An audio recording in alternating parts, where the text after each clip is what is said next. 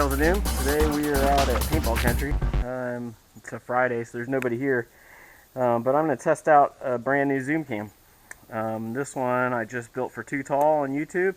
I'll link to his channel so that you can follow him.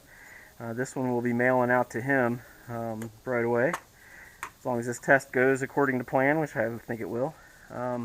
This is my ZoomCam system that I designed. This took about, gosh, I've been doing it for probably 6 years now, and this is probably version number 7 or 8. And I finally have it to where I am pleased with it, and it works really well. But when you get a ZoomCam system like this, there's a lens here. It's Lexan glass. So it's not true glass, it's Lexan, which is a type of plastic. So it will scratch, so you want to be careful cleaning that. If you get hit with a paintball, just wash it off with water. You can take the front off and take that lens out to clean it more thoroughly after games. Typically I just clean the lens during the day, and then after a day of playing I'll take it out and clean it real well. But be real careful not to scratch it, because it is plastic and you can scratch it. Same materials on the back here that protects the back of the camera. The side opens up like this, so you can access the controls, turn the camera on and off. And this one is designed for a carbon fiber barrel, so it's made with the drop built into the system. See how the camera is pointed down?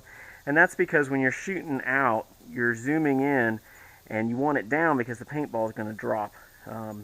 This guy uses a backspin system like I do, so even with that you still have to tilt the camera down for it to work correctly.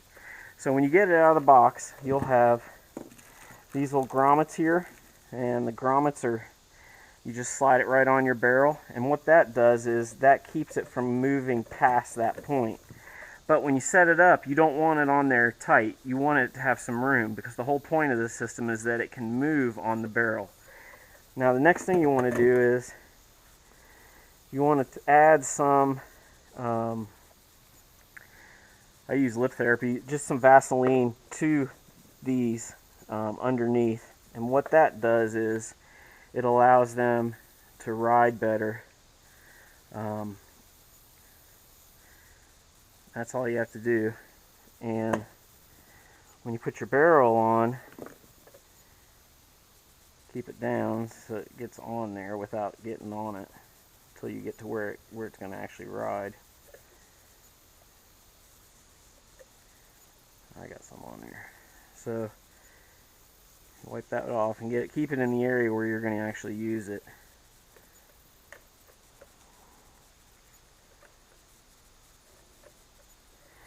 Alright, and what that does is it gives it a real smooth, so it's not going to shake real bad on you. Because that's the key, is you don't want it to shake while it's filming. You don't want to catch the vibration from when you fire. Then you put your apex tip on there. I usually run my apex tip so that it's like this, pointed up. That way it's easier to line that up with that.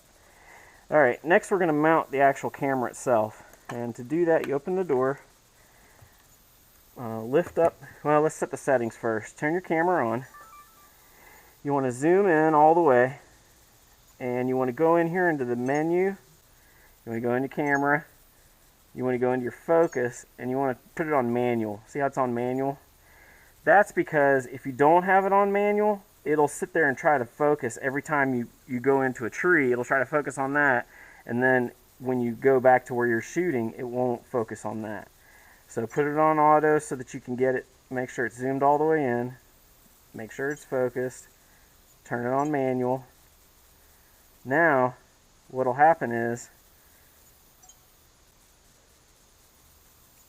it's already set for focus at distance. So if you're shooting somebody real far away, you're already set for focus. Now what I do is I run, see the zoom here?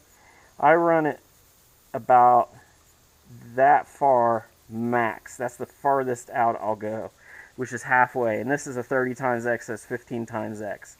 Okay, so once you get that set up, the other setup, go in, check and make sure your image quality is on the highest quality. And your setting, your HD setting, is on the high def, and your image quality is the highest quality. So you can't You can't take pictures when you're on the highest quality, but that's the setting you want. That's the 1080 60 frames. Okay. Now the ZoomCam is ready to set up. So always make sure you check your battery, make sure your battery's fully charged, make sure your memory card's empty before you're ready to use it. Open up your lens before you put it in the enclosure because you won't be able to reach that.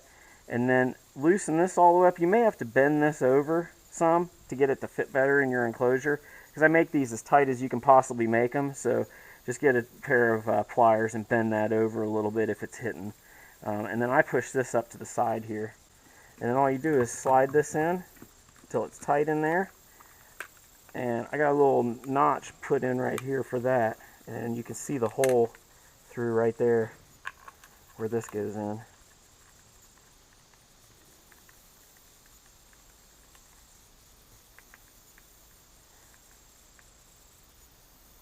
I do it finger tight.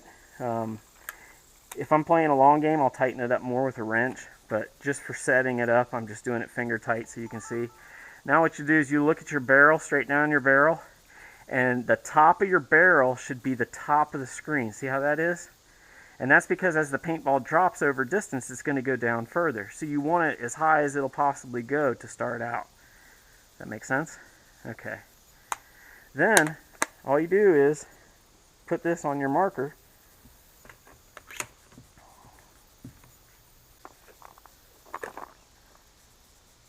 Line up your barrel. Flip this open. Make sure you're still lined up. See, I'm still lined up. And then reach up under here and turn it on. Now you want to flip this around backwards like this, and that way it's still recording. See? And it's zoomed in halfway. Then you're good to go.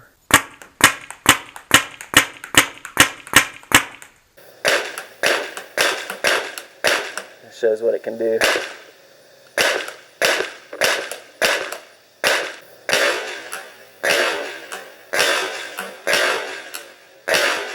It shows what it can do.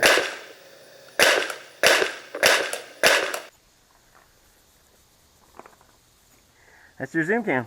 So I sell these for 150 bucks, just the base model, just in this gray color. And they take about 2.5 weeks to build. I build it custom for your exact marker. So when you get it, it's actually built for this particular guy's gun. So it'll fit right on there. And the grommet's just keep it in position. If you're not running an Apex, you got to run a grommet or something in front of it to keep it from sliding off, obviously, when you're playing. So that's how it works. It's just, if it were locked to the marker, screwed in, it wouldn't work as well. Being able to actually slide on there is critical, and that's why you use the Vaseline on there, just to give it a little bit of easier slide, so it doesn't, so it's not jarring. So